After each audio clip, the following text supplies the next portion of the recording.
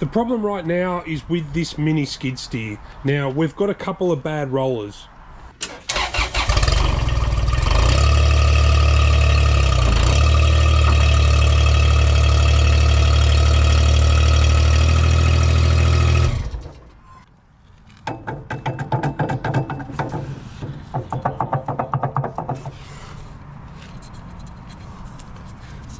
Yeah, it's just these two back ones, and as you can see, these ones are the genuine style and these ones are an aftermarket one,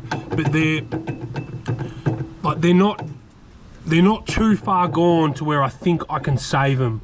I'm hoping I can press apart, push the shaft out of these rollers and then put new bearings and seals in them. But I was on a job a couple of weeks ago and the track kept jumping. And I was about to tighten it there, but then I noticed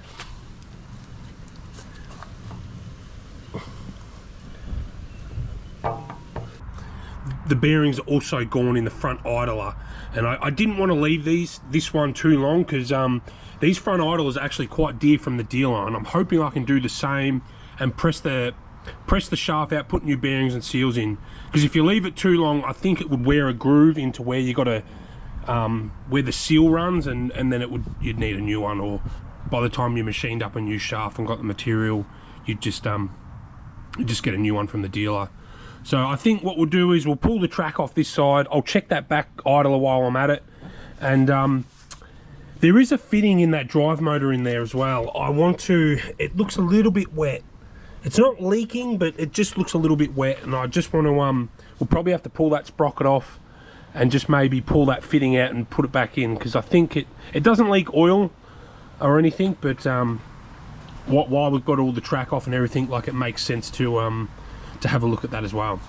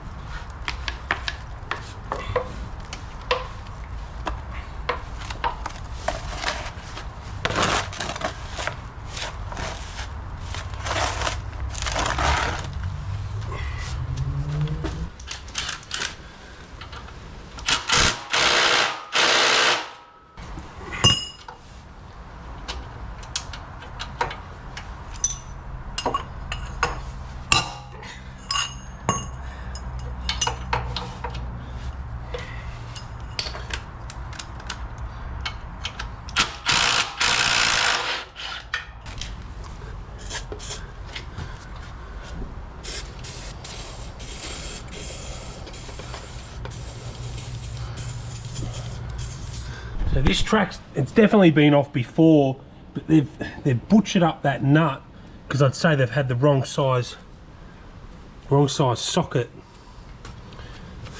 Or what they've done is put the impact on it. Shouldn't put the impact on one of these, because you're going to be, because that's a there's a thread in there, and that thread pushes against the spring, which pushes against the idler, which tightens the track. Shouldn't put an impact on that anyway, so hopefully I've got a socket that'll fit that.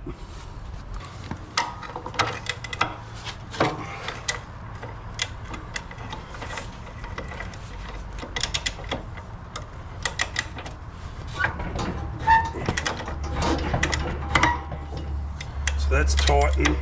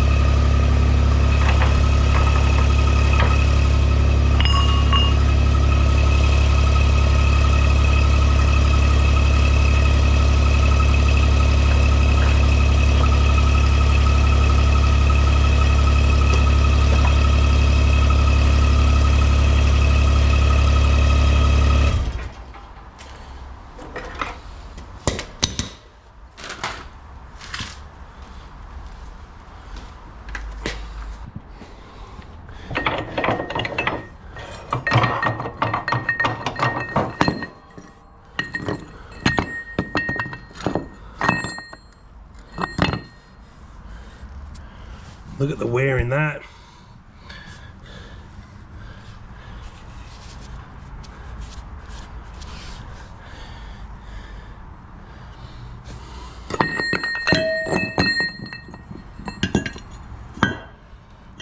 And it's actually chewed out that, because this is so flogged out. This is a lot worse than I thought it was going to be. Look at that.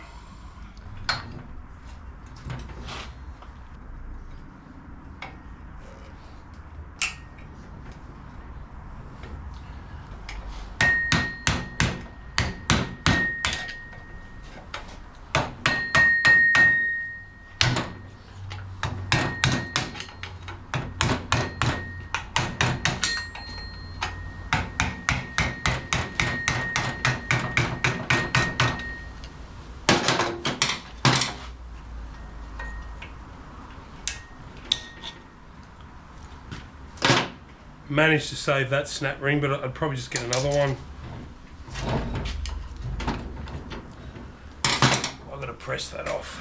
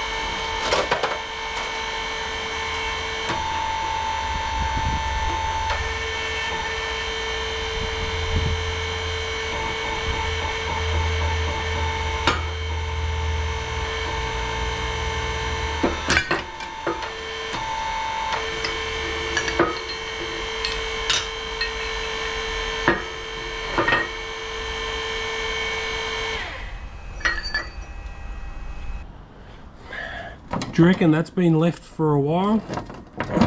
That's absolutely chewed. There's no way I could fix that.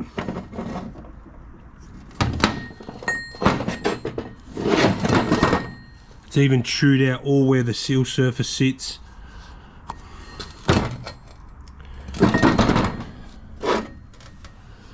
Like, I could probably press new bearings on this pretty easy, but there'd be no way to keep the dirt out of them. Look how much that has worn into that.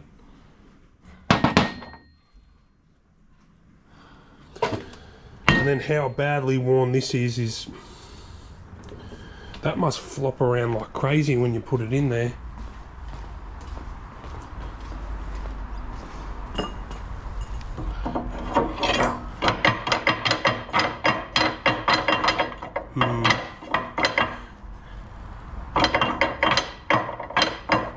That's not good at all.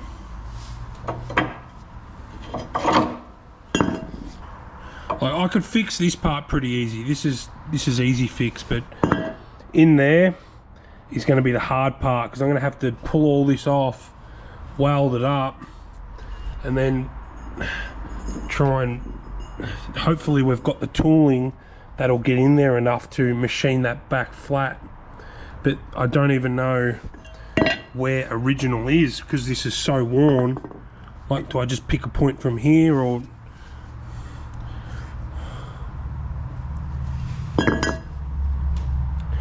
at the end of the day I could probably cut them off and put new ones on. I'm kind of tempted now to pull the other side off and just see what's going on there. On the plus side, this back idle is fine.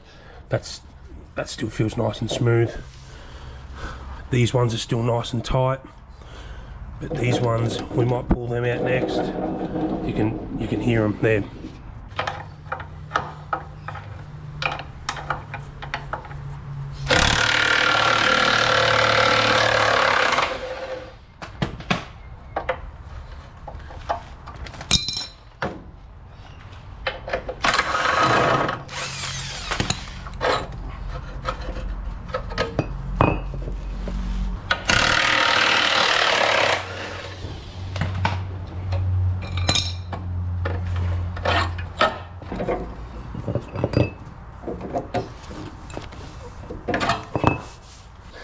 I couldn't see any snap rings in there, so let's just see what happens.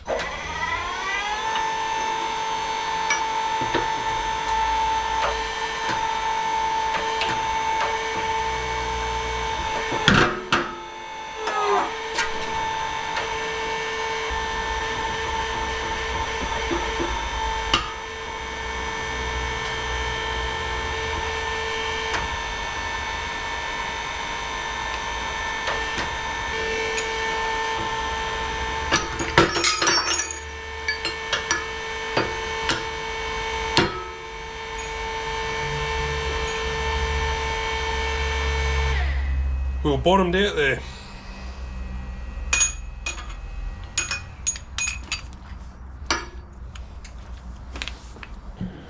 So we have some good news. These are just generic bearings. There is a double seal on these. So this seal goes in, and then we've got our probably more of a heavy duty seal on the outside. But I'll be able to clean all this up. These rollers, they'll still all be usable. I'm happier about that.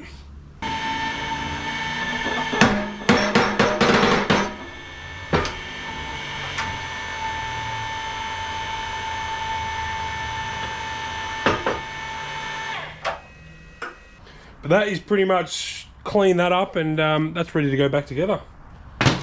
Just got to get some bearings and seals. Press that bearing off quickly. I might quickly pull all this one apart as well.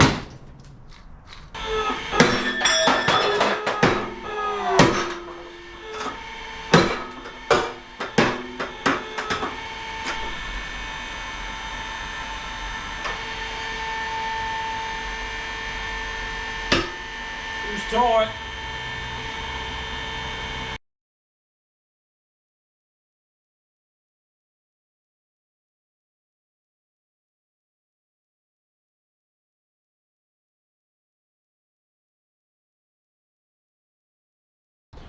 So this bearing, it was just too far gone, it didn't press up. It actually, the balls all grabbed it, that's why it sort of maxed the press out there. But I'm gonna have to die grind that race out because there's no way I can press that out now. So that one fought me a little bit.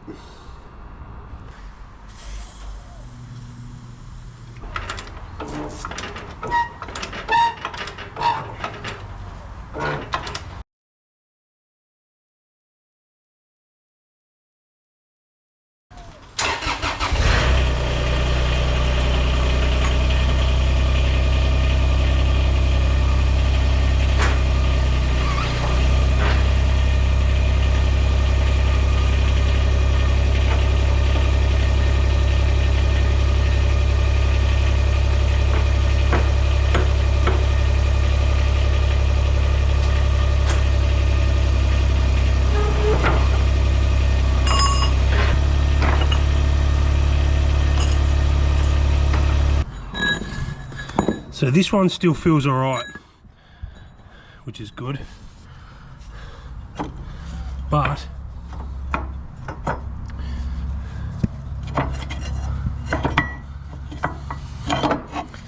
it's got crazy amounts of wear in it. Oh, I don't get it. This machine only has, I think, 1200 hours or so on it. Like, to be worn that much.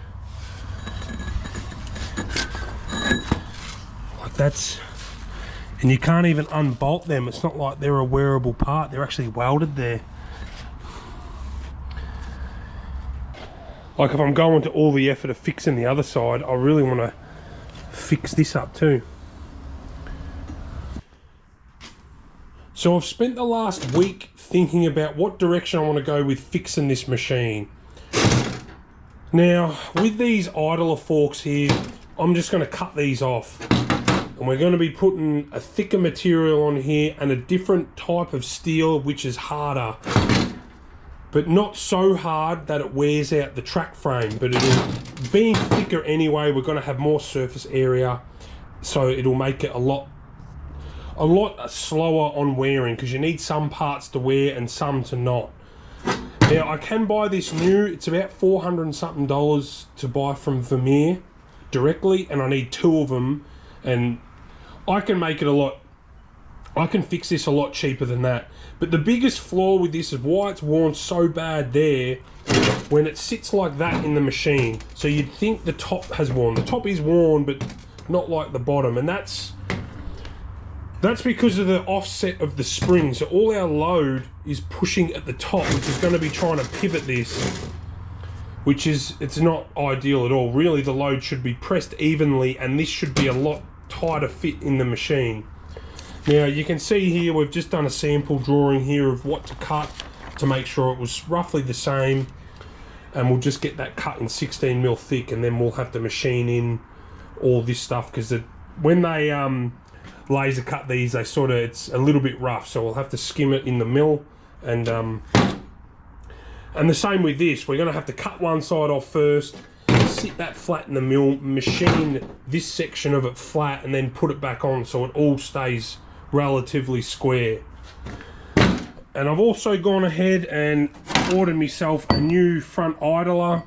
I'm yet to get the bearings for these because I've a couple of the shafts are a little bit bent, so I'll have to fix them up in just machine the ends back square, so when it goes in the track frame they sit in square. But another big issue I've found, the deeper I get into this track frame, the worse it's getting. Now, with these front slides here, or whatever you call them, we're going to cut these off. So we'll cut them off both sides and put a thicker material in there, so it'll be about 25mm thick rather than this 15mm thick, and we're going to bolt them in. So by bolting them in, they are removable and replaceable, but we can also send them off and get them hardened. So we'll have hardened steel slides in there, which they shouldn't wear. It'd take a very long time for them to wear. And I think that is a lot better design. That is how it should have come from factory. The top ones as well. But we're not going to cut the top ones off. The top ones are still fine. And both sides, they're still fine. It's just really mainly the bottom. But the second biggest thing with this track frame that we noticed is this end was all bent upwards. You can see there, I just finished welding this one. It's all cracked through here. I'll show you on the other side when I get round there.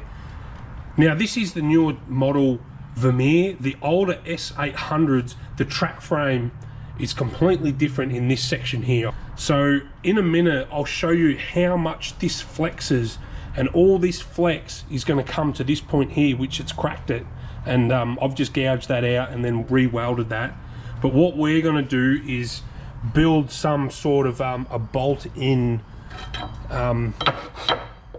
like a bolt-in gusset, you'd almost say, which is going to bolt in here and then bolt to the track frame, and that's going to take all that pivoting out of it, all that flexion that it has.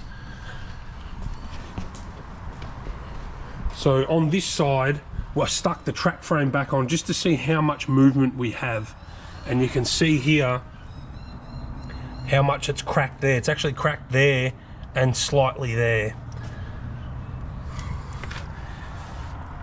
which these track frames are interchangeable, so you can pull this one off, you can pull this one off, put it on the other side, and vice versa. So they've cheaped out with the newer models.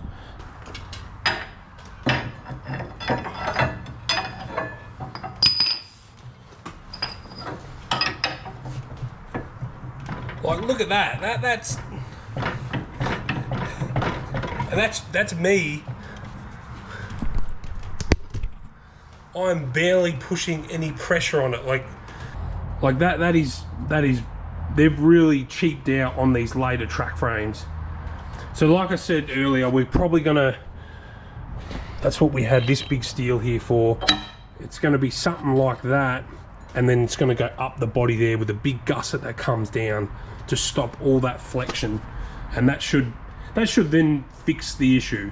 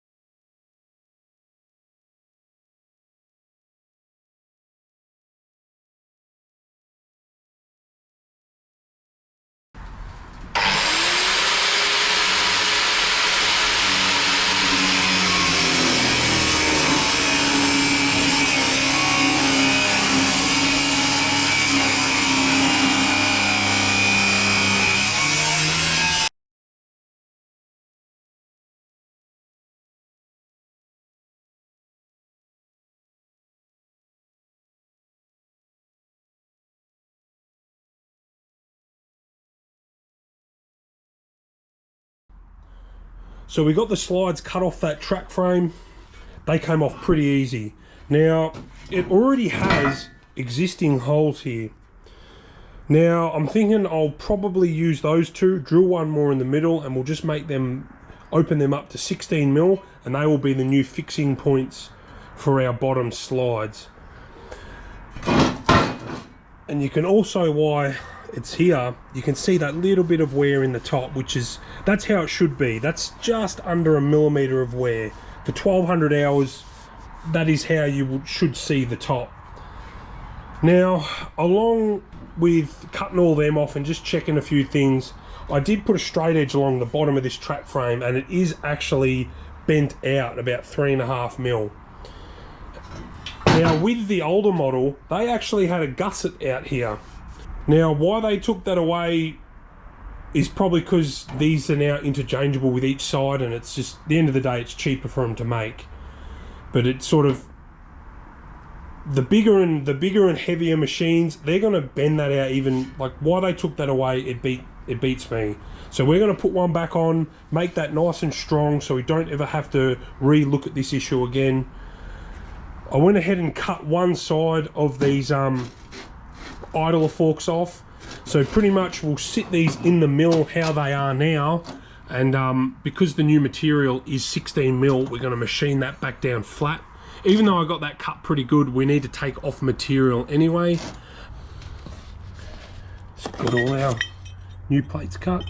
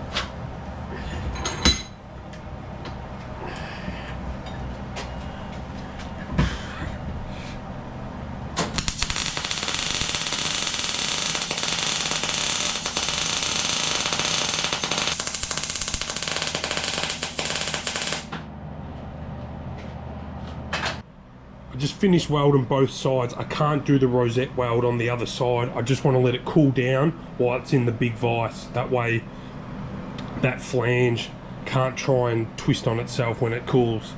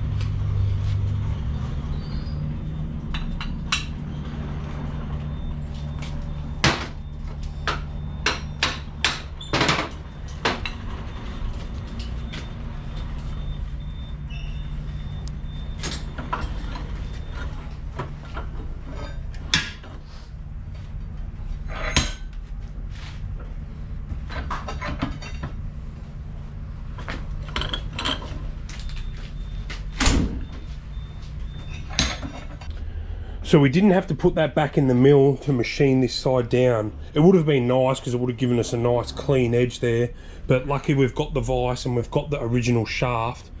Now that we've got it sitting there, we're just going to have to try and square this shaft up to the side and then just check the clearances in the track frame. I want this tight to the point you almost got to tap it in with a hammer. That way it can't slop around or flog out anymore. So we've got just under 136.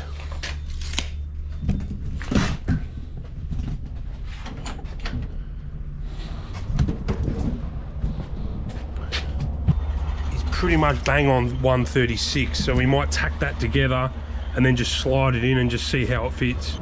That's gonna come up here.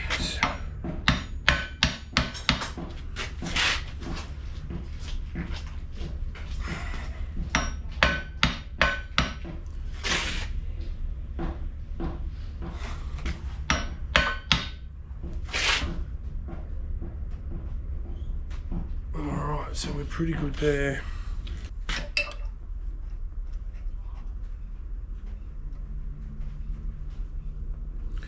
So it looks like it's actually going to go back a touch.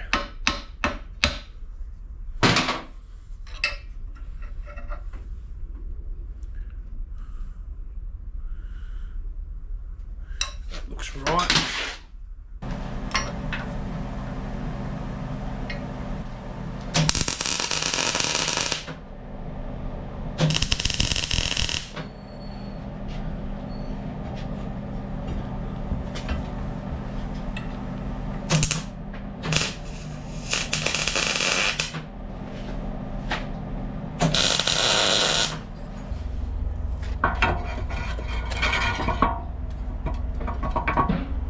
little bit of a gap, but this needs to be squeezed together. This is bent out, so...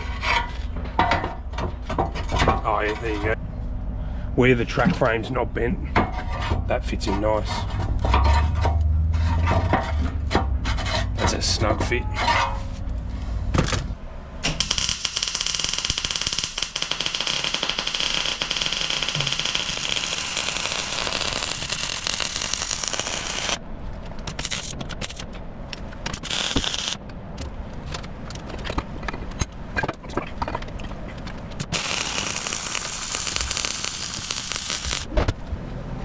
Like the other side, we'll just let that cool in the vise. We'll just finish off that rosette weld when it cools right down.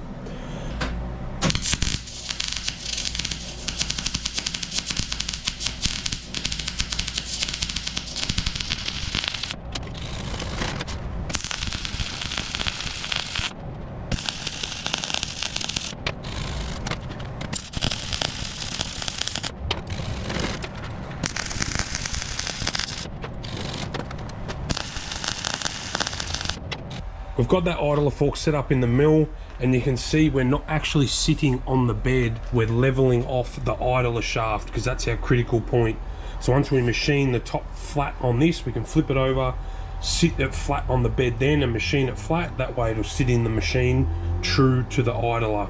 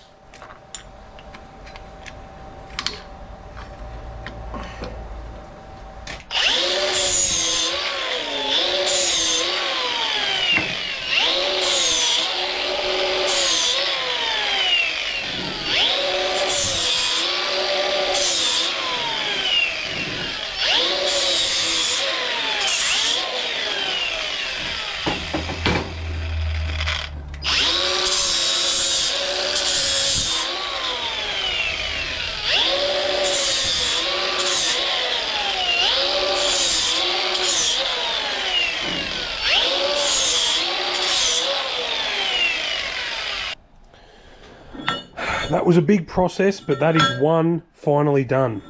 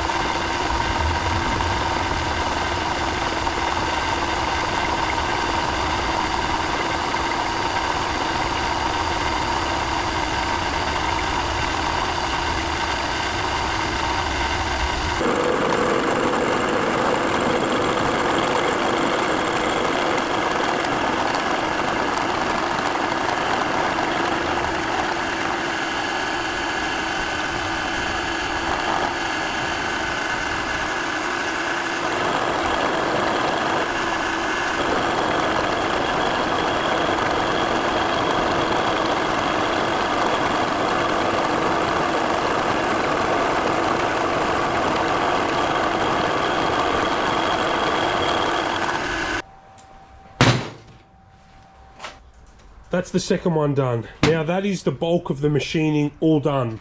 So we got both our new idler forks machined up, ready to go back in the machine. Our 4 new bottom slides, so they'll be sitting like that, but obviously on the bottom. So now we can bring one side of the track frame in and start setting this all up and getting this back together.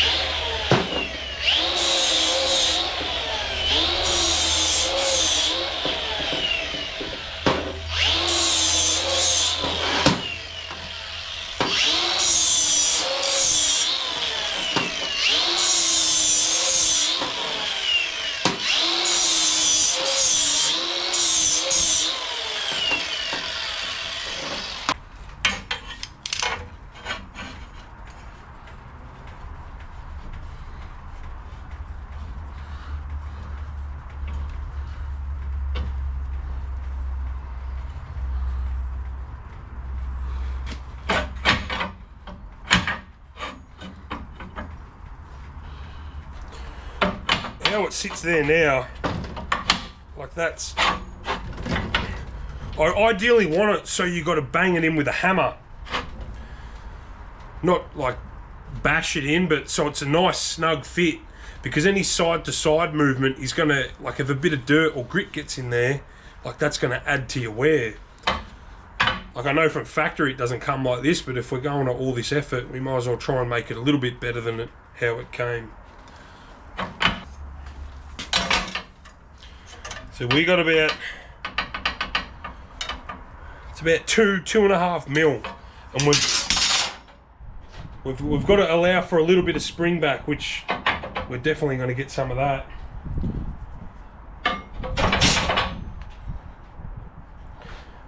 So I'm wondering with this clamp on,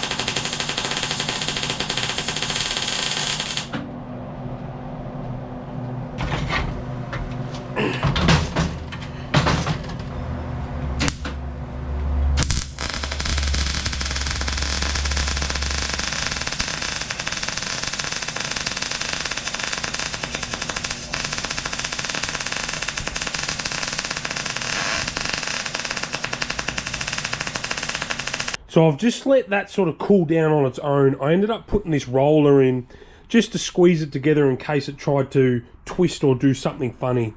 So now what we can do is grab our slides, sit them in, and just put a tack weld here and there, and then we can work out exactly where our holes and whatnot are going to go. And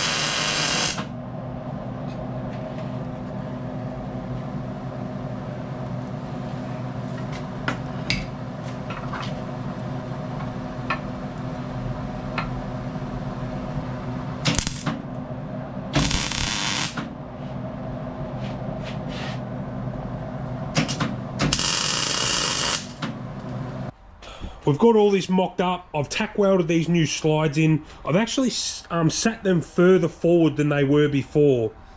I did have the old bit, yeah. When this idler fork was sitting in the machine before, the front was sort of floating in the air, and obviously as the tracks stretch over time, this is going to sit further and further out. That's why it's worn like that. So the further I could stick these slides out, the better it's going to wear. So I'm hoping when we put it back on now, because those tracks, I think they have about 1,000 hours on them, so they'll have a little bit of wear and a bit of stretch in them. We've still got full contact with our new idler fork here. I also went ahead and put this brace on the side of the track frame here. This was bent out about 4 mil, and I got that pretty much spot on to how it was meant to be. That was hard because we've got nothing's connected here, so we're going to have a fair bit of spring back, so I'm surprised I got it as good as I did. So the next step is to we're going to use these existing holes here, and we've got to just drill and tap. So there'll probably be 2 16mm bolts. Actually, I think because this is where the bolt bolts into the actual housing on the machine, so this will have to be a 12mm hole here. And again, this will probably have to be a 12mm hole here because I want to be able to flip these slides, because obviously they're going to wear as it has. That's why the whole point we're fixing it. I want to be able to, so you can flip it and wear the other side before we've got to machine up new ones. So we'll probably have just 3 12mm bolts in the bottom here. And I'm thinking I'm going to probably see if we can send this off to get hardened. If I can get this section hardened and leave these soft, that's going to be the best scenario, because if these wear out because they're bolted in, we can just throw them in the bin and get new ones in. Where this was a lot more work, machining up, welding it all, and trying to keep it all straight. I'd really not like to do that again if I can help it.